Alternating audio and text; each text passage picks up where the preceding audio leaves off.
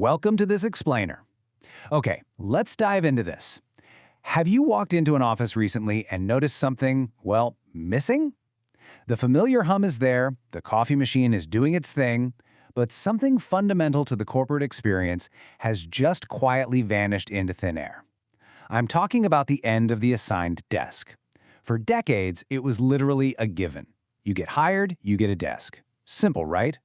But today, some of the world's largest companies are stripping away these dedicated workspaces. It's leaving a lot of us asking, why? Why on earth would organizations willingly take away something employees have had for generations? Let's think back for a second. Remember the framed family photo? Your favorite, sacred, slightly chipped coffee mug? Or maybe that resilient little plant that somehow survived every long holiday weekend? For so long, every single employee had this one piece of real estate they could truly call their own at work. It wasn't just furniture, it was your territory. You'd leave your stuff there overnight, totally confident that when you rolled in the next morning, everything would be exactly as you left it. It really felt like a second home where absolutely no one else would dare sit. But today, that's disappearing. It's a pretty stark reality. All across the globe, organizations aren't just tweaking the office layout. They are completely ripping out thousands of these assigned desks and replacing them with flexible seating models. And they're doing it willingly. It's a massive cultural shift that is totally upending how we actually experience our workdays. So, what exactly is driving this huge overhaul? Well, it starts with Section 1, the hybrid work math. Because to understand the motivation here, we really have to look at the underlying logic, mostly how laptops and our modern remote days have completely altered the way we physically engage with the office. We're basically looking at a night and day contrast between two entirely different eras of work. Take the 1990s worker. They were in the office 5 days a week, anchored by heavy desktop PCs and massive filing cabinets that practically chained them to their spot. People rarely moved from their stations, so yeah, a dedicated workspace was absolutely necessary.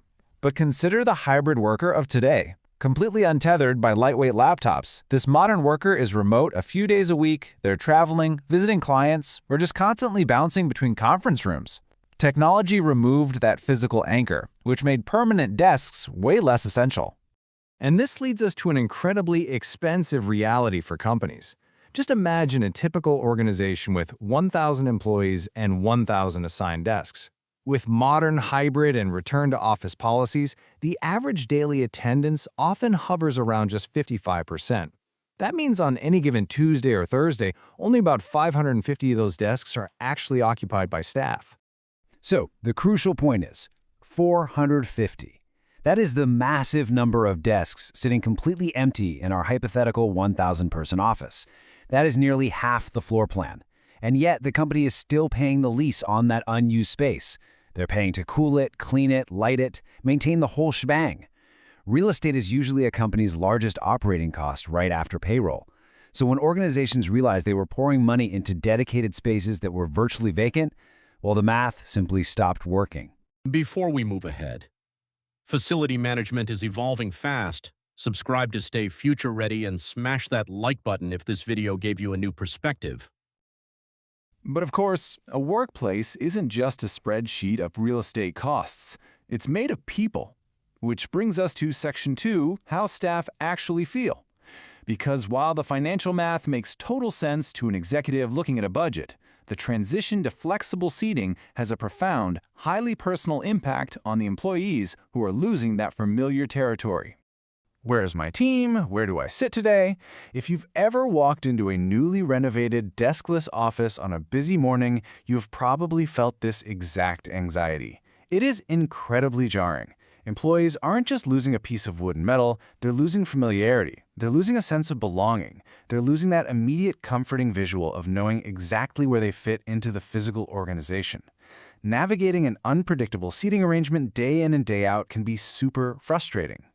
Let's break down exactly what staff are experiencing, because these pain points are very real. Number 1, no personal space. Gone is the spot to leave those photos or that favorite mug we talked about earlier. Next, difficulty finding teammates. If you need a quick answer, you can't just pop your head over the cubicle wall anymore. Then there's the actual time wasted searching for an open desk, which completely disrupts your morning routine and leads to a significantly reduced sense of ownership over your work environment. Organizations that ignore these very valid emotional and practical concerns almost always face massive resistance from their teams. So how do we fix this? Section 3. The future is about choice. We have to bridge this massive gap between corporate real estate efficiency and the employee's genuine need for stability. The most successful workplaces are realizing this transition shouldn't be framed as a punishment for hybrid staff. Instead, it's an optimization that actually provides far better options than a single static desk ever could. This transformation relies heavily on technology to ease the burden on staff. Let's walk through this new daily routine. Before an employee even leaves their house, they open up a booking app. They use digital floor maps to locate exactly where their teammates are sitting that day. Then they reserve a specific focus desk or collaboration space. And finally, they arrive at the office with a clear plan. Without these smart systems, flexible seating would be absolute chaos. But with them, you bridge the gap, making the office a dynamic, highly searchable network. Plus, companies are solving that emotional impact on staff we discussed earlier through a really brilliant concept: team neighborhoods. Instead of a stressful, total free-for-all, these are dedicated zones where specific groups sit near one another. They often feature lockers for those personal belongings we miss, and reservable desks just for that department. Combine this with anchor days, where a whole team agrees to come in together, and you perfectly balance the company's need for flexibility with the predictability that staff desperately crave. And this brilliantly illustrates the ultimate goal of modern office design. The future isn't actually deskless, it's a rich collection of spaces optimized for different activities. Think about it. If you are doing heads-down individual work, you don't need a noisy open floor plan. You need a quiet focus room or a phone booth. If you're doing collaborative work, you need project rooms or large tables. If it's about culture and social connection, you need cafes and lounges. Instead of expecting one assigned desk to serve every single purpose, different spaces now support different ways of working. The assigned desk isn't disappearing because desks are obsolete.